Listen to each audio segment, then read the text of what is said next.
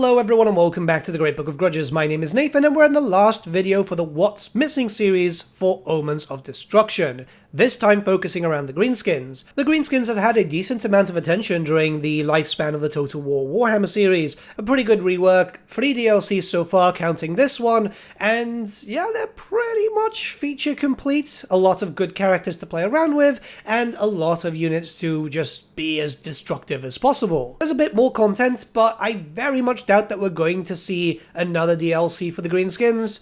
There's not much that they can do now, barring just reskin units and a few unique ones, that's for sure. The grand majority of the missing Greenskins are unit variants. But yeah, let's jump in, let's talk about it, because there's some fun ones. Probably the least exciting, but I know a few people actually do want this unit, are Snotlings, right? So just hordes of Snotlings using technology that's been implemented for the Nurglings. A lot of people like swarm units because they do act as a screen, as a buffer unit. They're smaller than conventional goblins and even noblars. I think people want them mostly because it's, you know, complete the race, complete the faction. We do have pump wagons, so they are represented. There are some models there that can be reused, given some new animations, and bam, there you go, an infantry trooper. I'd say that they're not very important in terms of possible units, but yeah, people do want them. And for the last unique unit, we do have the artillery squig. So this is the squig gobber. It was released as a Forge World unit, kind of no context. It had rules. I think if you bought the model, you just got it there with the pamphlet. But a lot of people didn't know that this unit existed, and I think that's mostly to do with the fact that Games Workshop never promoted Forge World a lot, and, well, people wouldn't be able to afford it, so they wouldn't look at that website anyway. It got a little bit more attention in Age of Sigmar, but it's still a Warhammer Fantasy unit. We're already getting an artillery piece with the bolt thrower, but I do think that people do want this too. It would be nice to have like an explosive shot type of thing. And not only that, but it's another squig. People love squigs. They are one of the most beloved creatures in Warhammer Fantasy. We still don't have that full, complete Night Goblin only playthrough, and a Squig Gobber would help at that. I think that's what a lot of people want. It's just getting all the subcultures for the Greenskins in there, just so you can do themed armies fully. But even with the unique units, there's a lot of missing like unit variants, and that's going to be a problem there too. Now we're going to talk about two units which are actually unit upgrades, but could be their own unique units. The first one being Night Goblin Netters. So Netters were a debuffer. What you used them on the tabletop was you'd get into combat, you'd throw the net, you'd roll a dice. In a certain percentile, you'd be able to reduce enemy attack capabilities, but if you were very unlucky, it would hit you. The Greenskins had a lot of funny rules like that. Who remembers Animosity, right? I'm glad that's gone. But, yeah. It could be done as a debuffer, just, you know, Goblin Netters, small skirmish squad, but they're there to reduce enemy melee attack. It could be kind of cool. I think that they're kind of represented as an item at the moment, but it would be nice to see something a little bit more themed, because that's what Night Goblins do. You see a lot of netters all over the place. And the last one is something I was expecting in Omens of Destruction. In fact, I mentioned it in many videos, and I think I'm not the only one. The Big Stabber. So Big Stabbers are a unit upgrade for Savage Orcs. You would then just put 2 orcs holding up a tree trunk and a piece of stone. I mean, Savage Orcs, they're weird, right? What it does on the tabletop is just pretty much gives you contact hits, right? Impact hits and so on, which is pretty decent, but would be kind of useless here. I could see it being done as an anti-large type of unit, possibly mixed up with maybe being like the orc version of the Grail Reliquary. Something like that would be kind of cool. And I think a lot of people do like Savage Orcs, so maybe I'm just the only one. I could just be the only one. If it was introduced as a anti-large / Grail Reliquary, I think a lot of people would really like that. Single entity type of thing, maybe put a few more. And before people say, well, you know, it's an upgrade, well, all the weapons teams for the Skaven, barring the Jezzails, were upgrades, and here we go. Now, variants are a big thing here. Just like the Warriors of Chaos, the Greenskins are incredibly varied with different subcultures. And here you can see a bunch of different character variants that are currently missing. Night Goblins are pretty much almost done, and then pretty much Savage Orcs are missing, Forest Goblins are missing. This is something I'd like to see in the future because people like themes just like the Warriors of Chaos. I enjoy playing with Azazel, for example, and just going with Sinesh characters, or now that a bunch of new units are being added in for Khorne through Omens of Destruction, you've got a reason to revisit Valkyria, for example. Again, this is something that you want to check out, and variants are kind of cool. They're not going to be that different. This is the thing. Forest Goblin Great Shaman is going to be the same as a normal Goblin Great Shaman. The only difference is maybe something to make them a little bit more unique. And yeah, there's mods for that, but I feel like a lot of people do want that officially. Creative Assembly have recently been adding in free units through patches, and some of them have actually been Greenskins unit variants, which we're going to talk about in just a second.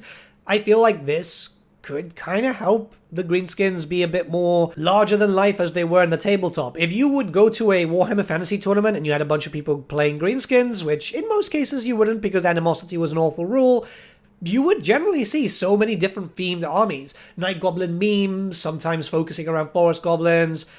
Those Forest Goblin troopers were kind of removed in 8th edition though. It was just as varied as the Warriors of Chaos, and I think that that's something that could really be cool for Total War Warhammer. There's a lot of missing unit variants. I've had to actually go on the missing units sub-page thing for Steam because there's way too many to type, and they're actually missing a few here too. So they're missing the Forest Goblin troopers, which I feel should eventually be added in because Forest Goblins are kind of interesting. And, you know, it's just a weird thing considering that Snaggler has been turned into a legendary hero. I would have preferred him to be a lord, and he could have been literally in the Drakworld where most of the Forest Goblins are hiding. But yeah, as you can see, a lot of missing stuff. It's just usually just, you know, dual weapons or spears and shield, this and that. Creative Assembly can easily add these in during patches, and I kind of expect this happening as patches happen, because, well, I mean, we've already been getting this. I just hope that every patch isn't Greenskins. I mean, one has been the Graveguard with Halberds, which I'm very appreciative of, but yeah, I hope like the next, I don't know, 2-3 years of patches, because they seem to be one every 6 weeks, isn't a Greenskin, another Greenskin, another Greenskin. If they want to just bulk release, that would work quite well.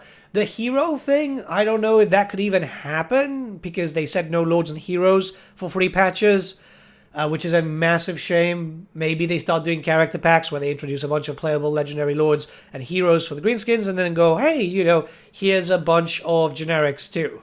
I don't know.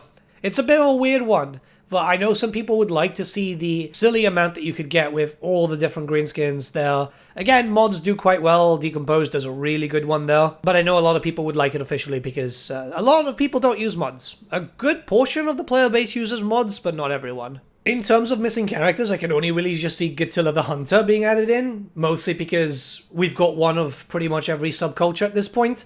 Gatilla is a goblin big boss. He rides on a wolf. He's actually known for skirmishing tactics. I was kind of expecting Gatilla for this DLC, in all honesty, and I think a lot of other people were too, because he's a tactician. Obviously, Gorbad is a tactician also. It just feels like it could have fit better, but yeah, I mean, maybe in the future. But I'm not really counting my breath. Again, if character packs do happen, that's the only way I can see Gatilla being added in. Gatilla never had a model, by the way. It was one of those things in Warhammer Fantasy where you got rules and then nothing.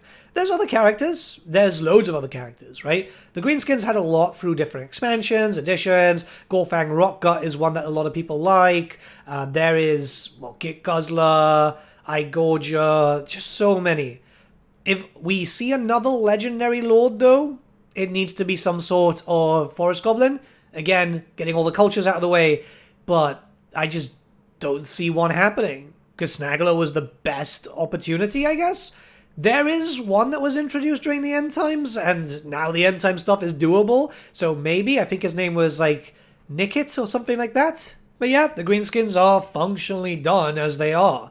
It's just a matter of time to see what happens in the future with future patches, but they got a lot of attention, more so than the Lizard Men, so that's not too bad. But let me know what you guys think in the comments below. Let's start a bit of a discussion. We're ending this series. The embargoes start dropping very, very soon, and there's a lot of stuff coming up, so yeah, just stay tuned. Have a good one, guys. And just per usual, there is the Black Friday sale for Instant Gaming going on. It's the company that I partner up with a lot. I honestly quite like working with them, to be honest, and every day it's new deals. It supports the channel, no extra cost to you, and you can get your games cheaper. One of them that's just popped up there is quite like for the Sunday deals. State of Decay 2, it's like £8. It's actually really, really good. State of Decay games have always been quite interesting. We don't know exactly when State of Decay 3 is coming, but I'm waiting with bated breath because I really like zombie games. Maybe that's just me, but I really like the zombie stuff. But yeah, have a great one. The links are in the description below. There's also the giveaway, which just has restarted, just in case you want to win yourself a free game. See you soon, guys.